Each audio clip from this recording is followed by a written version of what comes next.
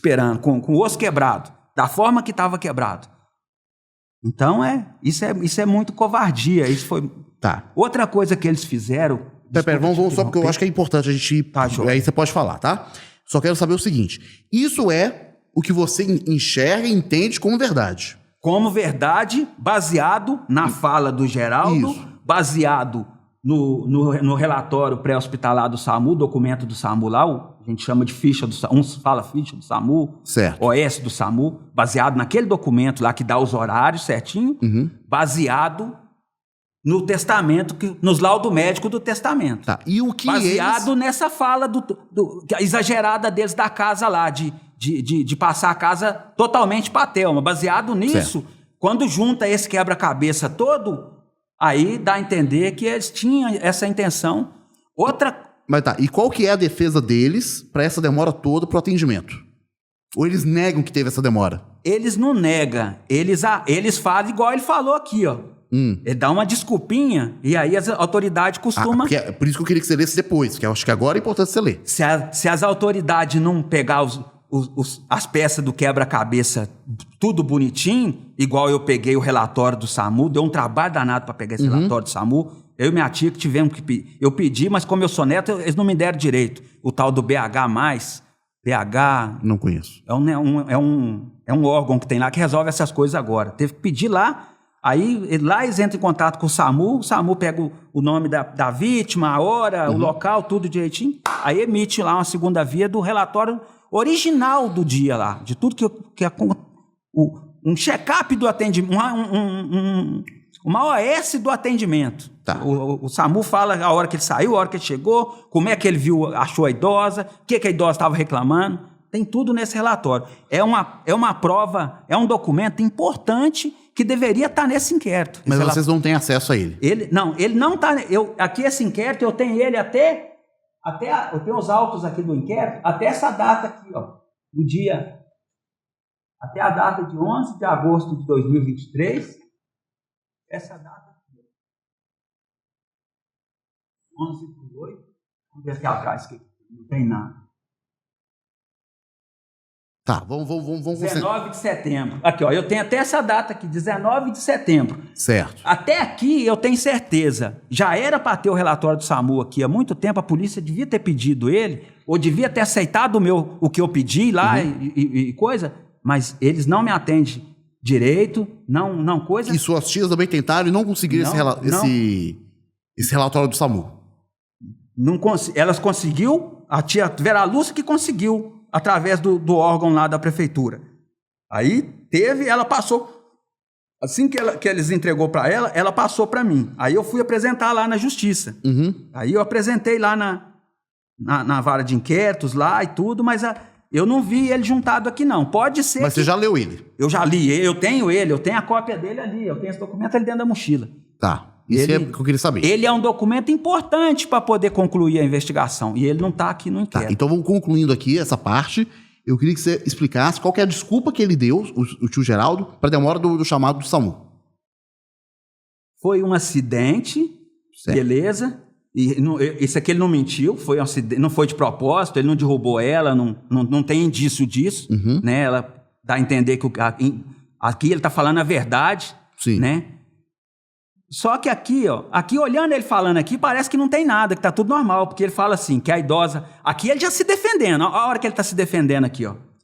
Que a idosa foi socorrida e avaliada pelos atendentes do SAMU, e até mesmo no hospital, que se tivesse acontecido algum tipo de maus tratos, ele dizendo, né, que o próprio atendimento médico de urgência ou hospitalar teria relatado. Isso é palavras do Geraldo. Então ele já se defendendo.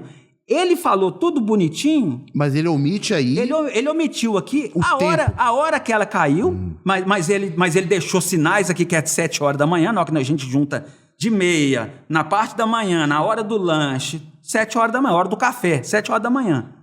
Dá a entender? 7 horas da manhã. Mas aí ele não fala nada da ocorrência do SAMU. Acho que até isso acho que até eu peguei de surpresa para ele. Que nessa época aqui, a gente não tinha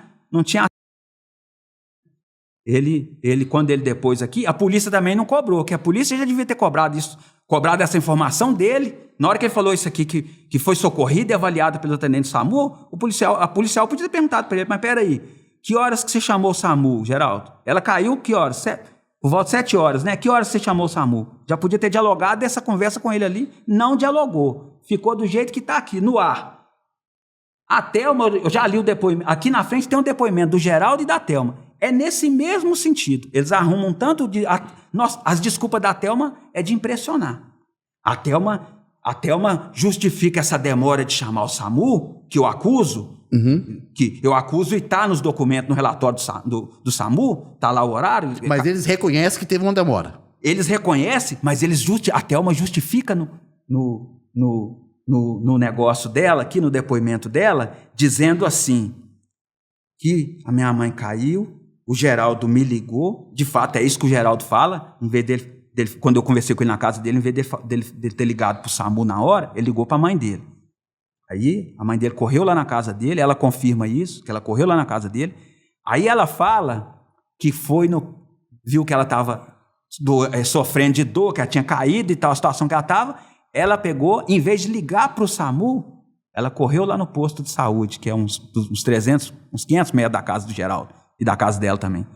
Assim, nas palavras dela, que eu acredito que já é mentira já. Ela correu lá no posto, pediu para alguém do posto ir lá na casa avaliar a avó. Isso não é corriqueiro, não se faz isso. Posto é para caso específico, uma gripe, uma situação, é no posto. Uma fratura, qualquer tipo de fratura, já não é posto mais. É SAMU, é um hospital de emergência, uma emergência, essas coisas. Então, ela, na palavra dela, ela foi no posto, pediu atendimento do posto, o posto ficou de mandar alguém lá, mas demorou, aí ela pegou e resolveu ir lá ela fala assim no depoimento dela, que ela pegou e foi ela não fala que ligou para o bombeiro, não, diz ela que foi no corpo de bombeiro. O corpo de bombeiro não é perto da casa dela assim, não. Ela foi no corpo de bombeiro, aí é para justificar a demora, entendeu? Ela foi no bombeiro, chegando lá no bombeiro... Ela foi, não ligou. Ela não ligou, ela foi. Que aí o bombeiro falou com ela que ela tinha que ligar para o SAMU. Que aí que ela voltou para casa e ligou para o SAMU.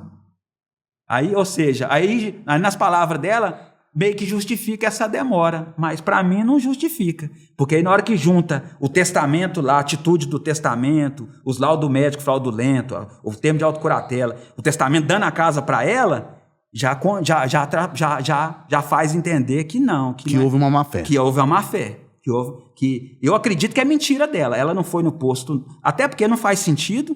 E se ela tivesse ido, o pessoal do posto teria xingado ela lá, falado com ela, minha filha, o que aconteceu com sua mãe? Caiu, quebrou? É SAMU, filha. Liga pro SAMU lá, liga. Vamos ligar pro SAMU aqui de uma vez?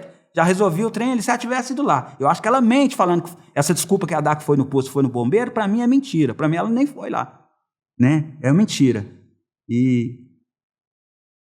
Então é isso. É lamentável, é muito grave. Essa omissão, eu chamo de omissão de socorro proposital. Eles omitiram o socorro, mas não foi uma omissão por negligência, por falta de entendimento, não. Foi uma omissão maldosa, foi uma demora em chamar o SAMU maldosa. A avó estava gemendo de dor lá na frente da Thelma e do Geraldo. Eles tinham de tudo para poder ter... Outra coisa, duas cabeças pensam melhor do que uma. Por que o Geraldo, na hora que ele viu ela caindo, da forma que ela caiu, que ele pegou ela no braço, pôs no sofá e viu que ela estava gemendo de dor, por que ele na hora já não pegou o telefone dele, já não ligou para o SAMU ou para o bombeiro, se ele não soubesse o telefone de ligasse para a polícia, né, para poder chegar. Você acha que eles tinham medo da sua avó chegar até as autoridades e isso transformar em outra coisa? Não, eu acredito, só se eles tiverem feito alguma coisa, se ele tiver derrubado ela mesmo, para ter esse medo. Não, eu digo, porque... Sim, só perguntando. Isso. Não tem nada a ver com o caso, acho que tá? não. Eu pergunto assim. Eu acho que eles tiveram a maldade porque, assim, de segurar o máximo mesmo para prejudicar a saúde dela, para ela vir a óbito. Mas você não acha também que... Não estou dizendo que é isso, não. Só perguntando se você acha que pode ter sido isso. Que eles tiveram medo de ela ir para o hospital e lá eles perderem o poder sobre ela? Não. Antes eles tinham esse medo. O cárcere privado deles era nesse sentido. Sim. Mas ali ela já tinha a curatela provisória. Então não fazia mais sentido. Ela já tinha um domínio ali jurídico. Mas ela... Porque assim, lembrando a história que você teve no enterro do irmão dela, uma das sobrinhas dela, uma das netas dela, ficou grudada nela o tempo todo. Ela indo pro hospital, imagino que tenha acontecido isso, ela ficou longe deles. E longe deles, eles não teriam controle sobre o que ela poderia estar falando. Mas a Thelma foi pro hospital e ficou com ela até a hora que ela morreu. A Thelma ficou lá de acompanhante dela. Não deixou ela sozinha. Não deixou ela sozinha. Entendi. Eu até tenho fantasmas na minha cabeça que a Thelma pode ter dado um remédio para ela a mais dentro do hospital, para matado ela dentro do hospital, ela acompanhando ela coisa. Mas isso não tem prova? Eu não tenho prova, isso é só um fantasma só. E Deus ajuda que não tenha sido dessa forma, não. Porque só da forma que demorou chamar o SAMU já é grave demais. Já. Por si só já é um absurdo. De toda forma, o que você afirma é que alguma má intenção na demora do chamado do SAMU houve. Proposital, planejado, porque eles são adultos. A Thelma tem 60 e poucos anos, o Geraldo é da minha idade, 46 anos. Então eles são adultos, eles não são crianças. Então ele sabia muito bem que tinha que chamar o SAMU na hora, que a taxa gemendo de dor, que quando quebra algum membro, dá para você perceber que a pessoa quebrou. Você pode não ver, não está exposto ali, você pode não ver, mas do jeito que a pessoa está reclamando, tem alguma coisa errada ali. Certo. Quando dá só uma luxação, o reclame é de um jeito. Dá para você perceber. Não, isso aí foi só uma luxação e tal. Quando é quebrado grave, a forma que a pessoa reclama é de outro jeito. É grave, não consegue nem tocar, nem mexer, não mexe, não está doendo, não sei o quê. Aí idoso, 89 anos, a idade da avó e tudo, eles tinham tudo para chamar o SAMU na hora e evitar essa situação toda, Anderson. Evitar isso tudo, sabe? Se faz isso e a avó morre, eu não ia ficar desse jeito. Eu não ia ficar agoniado desse jeito, eu não ia ficar... Ou seja, a sua questão não é nem o que vem por causa do testamento, nem nada disso. A sua questão é o que a sua avó passou... O que minha avó passou. Certo. O que minha avó passou. E é o que faz eu entender que há um dolo, há uma atitude dolosa nisso aí, é o testamento, a forma que o testamento foi feito.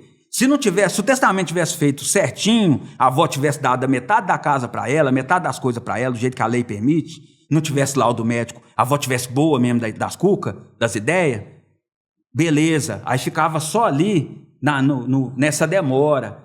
Aí a discussão mudava um pouco. Eu podia até falar que teve covardia, mas eu não ia ter como provar. Agora, a prova dessa motivação, que eles tiveram essa atitude dolosa, covarde de demorar chamar o SAMU, o que faz entender isso é a forma que o testamento foi feito lá.